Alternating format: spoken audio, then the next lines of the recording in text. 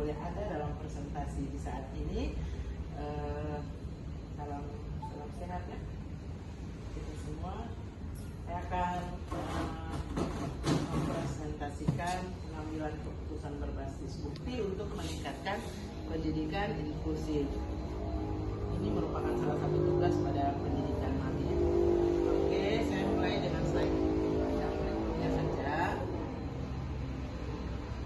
Ibu-ibu, pengambilan keputusan berbasis bukti untuk meningkatkan pendidikan inklusif.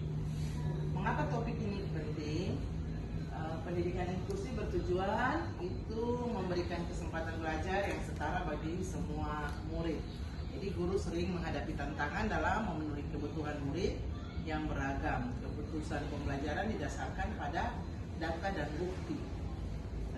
Penelitian dapat meningkatkan kualitas pembelajaran dan hasil belajar. Jadi dalam pendidikan inklusif ini kita sebagai guru perlu membuat keputusan yang tepat untuk mendukung keberhasilan semua murid. Jadi kita harus bisa menggunakan data dan bukti penelitian yang menjadi sangat penting agar keputusan yang diambil itu tidak hanya berdasarkan asumsi, tetapi berdasarkan informasi yang valid dan terpercaya. Oke.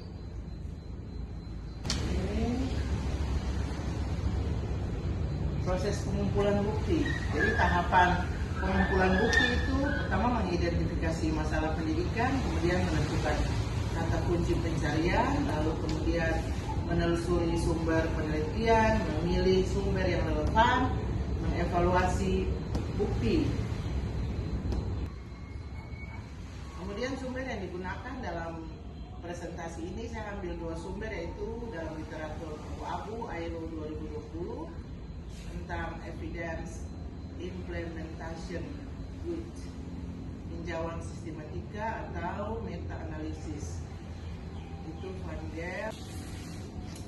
Jadi saya menggunakan dua jenis sumber karena keduanya memberikan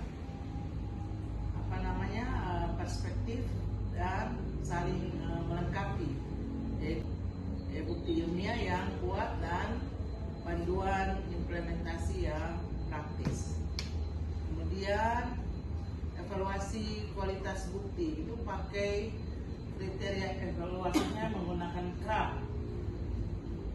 CRAP itu koreksi apakah sumber terbaru, kemudian relevan, apakah sesuai dengan topik, quality, apakah penulis atau lembaga kredibel, kemudian accuracy itu apakah didukung oleh bukti yang kuat, dan purpose itu apakah tujuan publikasinya.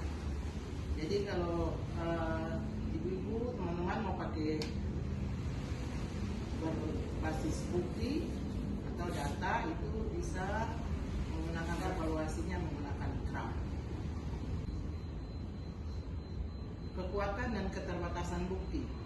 Jadi jenis buktinya itu literatur abu-abu, kemudian tinjauan sistematis.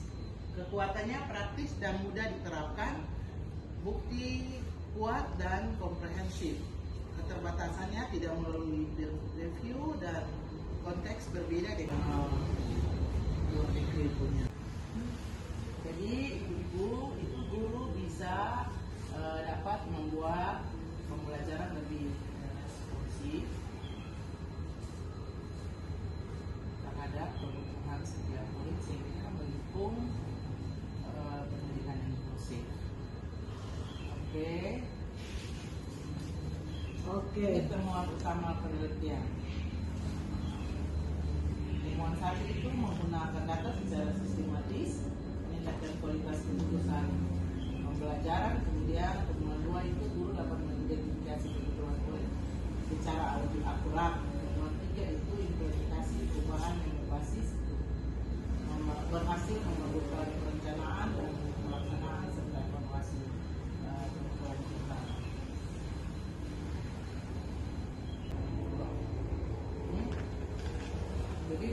dapat membuat pembelajaran lebih responsif itu terhadap kelebihan setiap murid. Guru itu menggunakan asesmen untuk memahami kebutuhan murid, kemudian menyesuaikan strategi pembelajaran, kemudian memberikan dukungan yang lebih tepat, menggunakan penguatan positif, lalu melakukan refleksi berbasis data. Jadi data tidak hanya membantu guru di kelas, tetapi juga membantu pimpinan sekolah dalam merencanakan program yang lebih tepat sasaran. Kemudian dampak terhadap pengembangan sekolah. Bagi sekolah, budaya pengambilan keputusan berbasis bukti, kolaborasi guru yang lebih baik, kemudian program sekolah lebih efektif, dan peningkatan kualitas layanan pendidikan inklusif. Jadi langkah-langkah ini sesuai dengan model yang direkomendasikan dalam modul yang dipelajari dalam buku. Kemudian rekomendasi langkah implementasi itu satu, mulai dengan tujuan yang jelas, kemudian kumpulkan data yang relevan, analisis data secara kolaboratif, lihat strategi berdasarkan bukti, implementasi perubahan, kemudian monitor dan evaluasi hasil. Kemudian kesimpulannya, bukti penelitian membantu guru mengambil keputusan yang lebih tepat. Jadi penggunaan data mendukung praktik pendidikan diskusi, implementasi berbasis bukti, meningkatkan kualitas pembelajaran dan pengembangan sekolah. Jadi keputusan yang didasarkan pada bukti memberikan peluang lebih besar untuk meningkatkan hasil pelajaran secara murid. Saya pakai referensi ini, teman-teman bisa lihat referensinya. Oke, sampai di situ presentasinya. Saya akan meminta teman-teman untuk memberikan umpan balik dan saja. Demikian presentasi saya di saat ini. Terima kasih. Isi umpan baliknya kirimkan, nanti tinggal saya melihat hasil. Sekian dan terima kasih presentasi saya hari ini.